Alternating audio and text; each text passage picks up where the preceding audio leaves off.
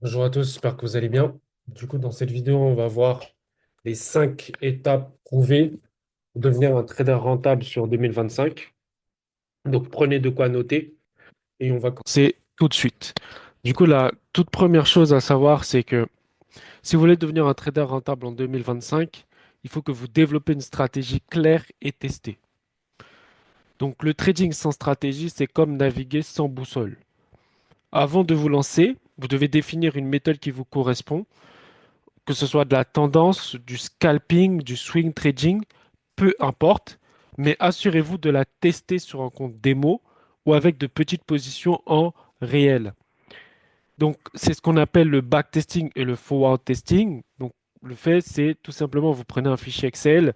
Dans ce fichier Excel, vous allez exécuter votre stratégie, ok, sur par exemple tout 2024, en suivant exactement les mêmes règles d'entrée et de sortie.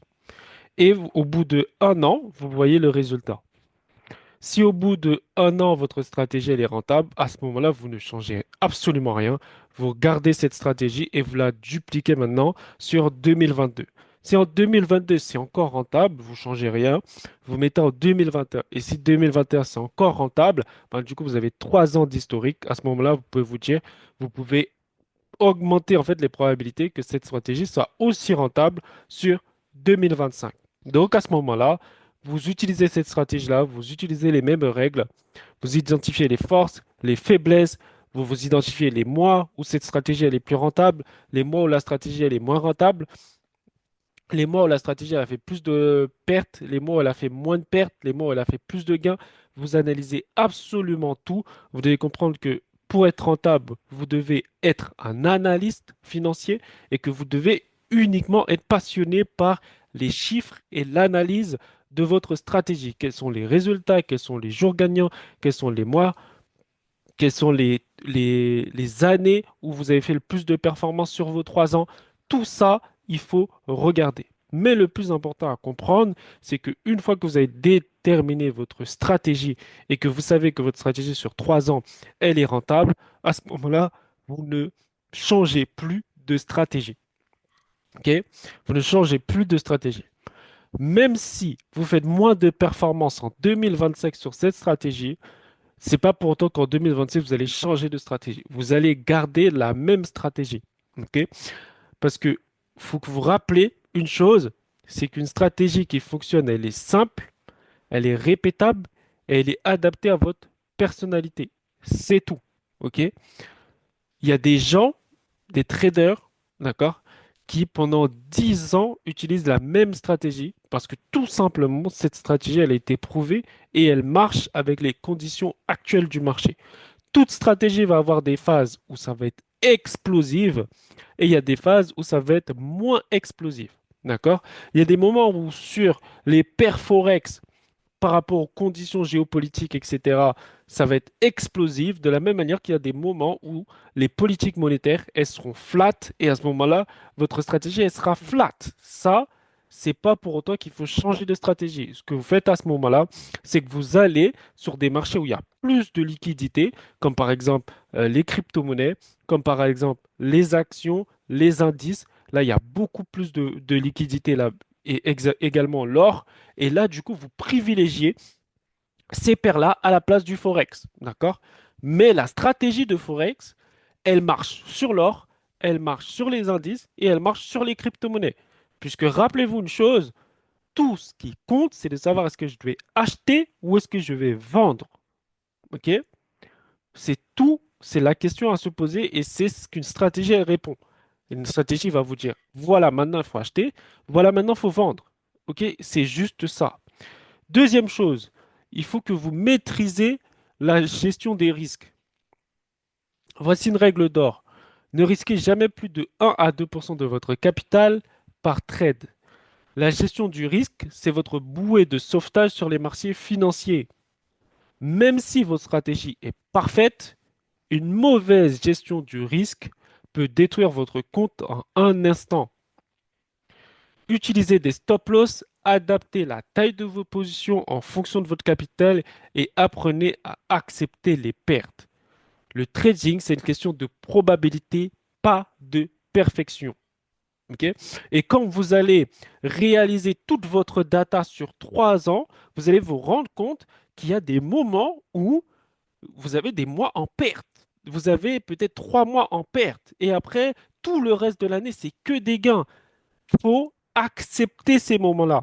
Parce que si vous n'acceptez pas ces moments-là, lorsque le marché va partir, exploser, ben vous allez rater tous les gains. Ok, vous allez rater tous les gains. Donc, acceptez la perte, acceptez le drawdown, acceptez ça, c'est ça le trading. La question, c'est une question de probabilité, pas de perfection. Il n'y a rien qui est écrit, ok? C'est pas parce qu'une stratégie a fait 50% en 2024 qu'elle va faire 50% en 2025. Elle peut faire 75% cette année, elle peut faire 95% cette année, ok? Donc retenez ça. Troisième chose, vous devez comprendre la psychologie du trader rentable. 90% du trading, c'est dans la tête. Les émotions comme la peur, la cupidité ou l'impatience sont vos pires ennemis.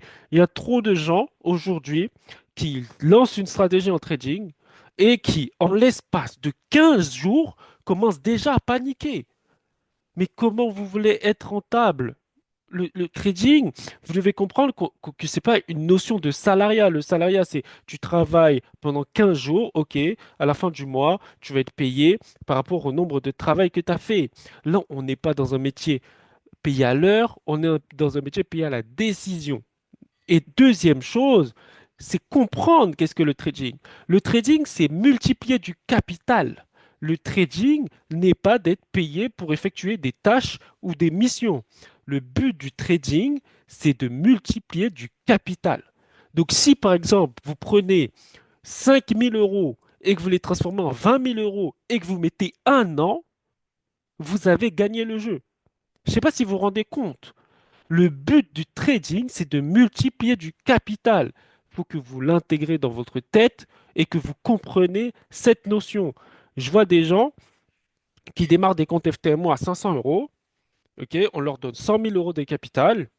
Et avec ces 100 000 € de capital, ils laissent même pas un an à la stratégie pour faire ses preuves, hein. Directement, dès que ça commence à, voilà, au bout de 15 jours, ils commencent déjà à paniquer. Mais comment vous voulez faire beaucoup d'argent en trading si vous paniquez au bout de 15 jours? C'est impossible. Impossible. Donc pour ça, vous devez faire quoi? Vous devez vérifier donc par rapport à votre journal de trading, votre historique sur les 3 ans, première chose. Donc ça vous permet d'être conforté que votre stratégie, elle marche, même si dans le moment présent actuellement, la stratégie, elle, un an en perte ou en donne, c'est normal. C'est absolument normal. Il n'y a pas, le but n'est pas de gagner de l'argent tous les mois, le but c'est de multiplier du capital. OK? Si par exemple vous mettez l'indice Nasdaq, les gens font du retour sur investissement tous les 10 ans. Tous les 10 ans, ils font un retour sur investissement. OK? Et vous, au bout de un mois, vous commencez à paniquer. Mettez ça dans votre tête, en tout cas pour 2025.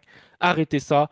Restez constant. Une fois vous avez backtesté votre stratégie, vous avez de la data, vous avez des données, vous savez que ça marche, vous restez constant et on s'en fout de combien de temps ça met pour atteindre le multiplicateur que vous souhaitez atteindre.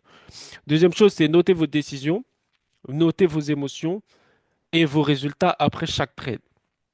Donc après chaque trade, vous notez, vous faites un journal de trading. Grâce à ce journal de trading, vous avez la possibilité de noter trade gagnant, trade perdant, de faire des screenshots et ça vous permet de voir quel a été sur la période, les moments où voilà, votre stratégie, elle a perdu, les moments où elle a gagné et ça vous permet également d'optimiser votre stratégie si toutefois il y a de l'optimisation à faire. Étape 4. Vous devez suivre les annonces économiques et l'actualité. En 2025, les marchés sont plus imprévisibles que jamais. Les annonces économiques, les politiques monétaires et les actualités géopolitiques ont un impact majeur sur les prix. Donc suivez les calendriers économiques, soyez informés avant de prendre des positions, ok? Cependant, attention à ne pas trop surréagir. Donc préparez-vous à ces événements et adaptez votre stratégie en conséquence. Mais ne laissez pas l'actualité dicter toutes vos décisions. Ok, c'est pas parce que voilà, il y a Trump qui rentre au pouvoir, que ça va dicter toutes vos décisions. Vous devez suivre votre plan jusqu'au bout. Cinquième étape, investissez dans votre formation et vos outils. Un trader qui cesse d'apprendre, c'est un trader qui stagne. Investissez dans des formations, des coachings ou des mentors. Équipez-vous des meilleurs outils comme des indicateurs fiables, des robots de trading ou des plateformes performantes. Par rapport à tout ce qui va être indicateur fiable, je sais qu'il y a beaucoup de gens qui sont contre les indicateurs, mais aujourd'hui, la Moving Average ou Ishimoku ont rendu des gens multimillionnaires. Quoi que l'on puisse dire des indicateurs qui sont en retard, et tout ce que vous voulez, ces indicateurs vous permettent d'être extrêmement constant, ce que sans indicateur, c'est extrêmement difficile à atteindre. Mais les indicateurs vous permettent d'être extrêmement confiant, constant, de savoir exactement quand entrer, exactement quand sortir. Et ça, c'est pas ce que vous allez atteindre sans indicateurs. Donc comprenez que les indicateurs, il faut pouvoir les utiliser quand vous débutez le trading. Certes, quand vous avez de l'expérience à ce moment-là, vous pouvez arrêter les indicateurs, mais quand vous débutez le trading, vous devez utiliser les indicateurs, que ce soit des croisements de moyenne mobile, que ce soit retracement de Fibonacci, que ce soit Ishimoku, que ce soit la super trend, vous devez utiliser des indicateurs. Ensuite, deuxième chose, c'est les robots de trading. Les robots de trading, on sait que voilà, les robots de trading, ils ont bon dos. C'est-à-dire que tout le temps, les gens disent oui, mais le robot de trading, il n'est pas fiable. Le robot de trading m'a fait perdre de l'argent, etc. Les robots de trading qui vous font perdre de l'argent, il y a deux raisons. La première raison, c'est que la stratégie que vous avez, elle n'est pas bonne par rapport aux conditions actuelles du marché. Et la deuxième raison, c'est par rapport à la perte. Si vous avez un robot de trading qui fait plus de pertes que de gains, à ce moment-là, il est catastrophique, votre robot. OK? Mais si vous avez un robot de trading que par rapport à l'historique, il réalise plus de gains que de pertes, et ça sur un historique assez long, à ce moment-là, votre robot, il est rentable. OK? Donc, moi, perso, j'ai un robot de trading que j'utilise depuis pas mal d'années. Et ce robot de trading, je l'ai codé de la même façon qu'un trader e-trade. C'est-à-dire un risque de 1% pour aller chercher un win rate à 5%. OK? Donc, c'est-à-dire que je risque 1 euro pour gagner 5 euros. Et c'est ça ma stratégie. Donc, forcément, je suis rentable. OK? Même si, imaginons, je prends 5 trades d'affilée qui sont perdants, il suffit que je prends un seul trade qui soit gagnant et ce trade me rembourse toute ma perte. Donc vous comprenez la puissance quand on trade avec des robots de trading qui sont vraiment bien construits et qui sont faits justement pour durer sur le long terme. OK? Bien sûr, utiliser des plateformes performantes qui vous permettent d'avoir des exécutions rapides. Ça ne sert à rien d'aller sur des plateformes, surtout en 2025. C'est-à-dire en 2025, vous avez des propres firmes très carrées comme FTMO. Autant partir sur ce genre de plateforme que d'aller sur des trucs qui sont moins carrés. Certes, vous allez avoir plus de facilité, mais qui vont pas durer dans le temps. Allez sur quelque chose où vous avez de la qualité, de la performance telle que FTMO. En 2025, la technologie est un avantage énorme. Comme vous avez pu le voir, en 2024, on a eu une ascension fulgurante de l'intelligence artificielle. Ok. Et plus on va, plus ça se démocratise, d'accord? Donc, vous devez apprendre à utiliser euh, pour automatiser vos analyses et prendre des décisions éclairées. Aujourd'hui, en 2025, il y a ChatGPT sur le trading, d'accord? Vous faites une capture d'écran du graphique, vous l'envoyez à ChatGPT et ChatGPT, en fonction de la stratégie que vous avez, hein, il est capable de vous dire est-ce qu'il faut acheter ou vendre maintenant. OK? Et si, même s'il n'y a pas les indicateurs sur le graphique, lui, il est capable de rajouter les indicateurs sur le graphique pour analyser le marché. Je ne sais pas si vous vous rendez compte, mais là, on arrive dans un tel niveau de sophistication sur le marché que si vous prenez pas la technologie en compte, mais vous allez jamais être rentable. Parce que vous devez comprendre qu'on est dans un domaine de compétition. C'est les meilleurs qui gagnent. C'est ceux qui ont la technologie en avantage qui vont gagner. Si vous restez avec des méthodes traditionnelles telles que tracer des supports, tracer des résistances, oui, ça fonctionne.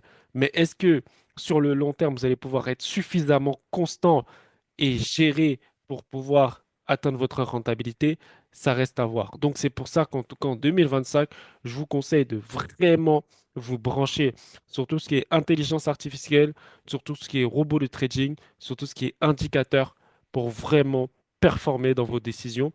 Trouver uniquement des analyses et prendre des décisions éclairées.